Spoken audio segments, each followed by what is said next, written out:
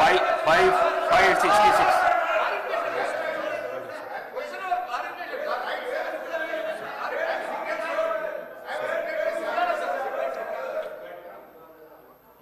Speaker గారితో సవినయంగా మనవి చేసేది ఏంటంటే సభ నడుపుతున్న తీరు పట్ల నా తీవ్ర ఆవేదన వ్యక్తం చేస్తా ఉన్నా. ఫస్ట్ క్వశ్చన్లో నేను చెయ్యెత్తితే మీరు సిగ్నేటరీ కాదు, మీకు మైక్ ఇవ్వమన్నారు. థర్డ్ క్వశ్చన్లో సిగ్నేటరీ కానటువంటి వ్యక్తికి మీరేమో ఇప్పుడు మైక్ ఇచ్చారు. ఎందుకు ఇచ్చారని మేము అడగడం లేదు. సభా సాంప్రదాయాలు అందరికీ సమానంగా ఉండాలని సవినయంగా మీకు విజ్ఞప్తి చేస్తున్నాం.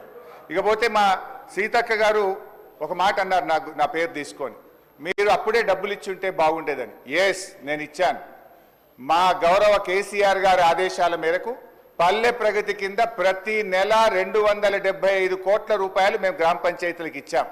పల్లె ప్రగతి ప్రారంభమైన తర్వాత 3,300 కోట్ల రూపాయలు 3,300 కోట్ల రూపాయలు మేము గ్రామ పంచాయతీలకు ఇచ్చాం.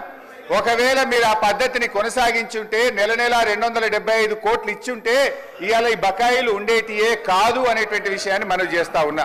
ఇవాళ కాంగ్రెస్ పార్టీ ఈ సర్పంచుల పాలిట, పేద కాంట్రాక్టర్లు, ఎంపీటీసీలు, జెడ్పీటీసీల పాలిట ఈ హస్తం గుర్తు భస్మాసుర హస్తమై కూర్చున్నది. ఇవాళ వాళ్ళ ఉసురు పోసుకుంటున్నారు. సో దయచేసి మంత్రి గారిని నేను స్పష్టంగా అడిగా, సంవత్సర కాలంలో మీరు క్లియర్ చేయలేదు. ఒక్క నవంబర్లో బడా కాంట్రాక్టర్లకు 1,200 ఇచ్చారు. అందులో సగం ఇస్తే సర్పంచ్ల బిల్లులు క్లియర్ అవుతుండే.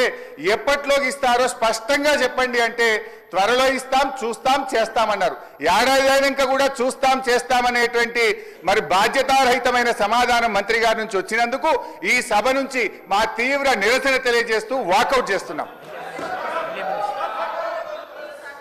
మినిస్టర్ గారు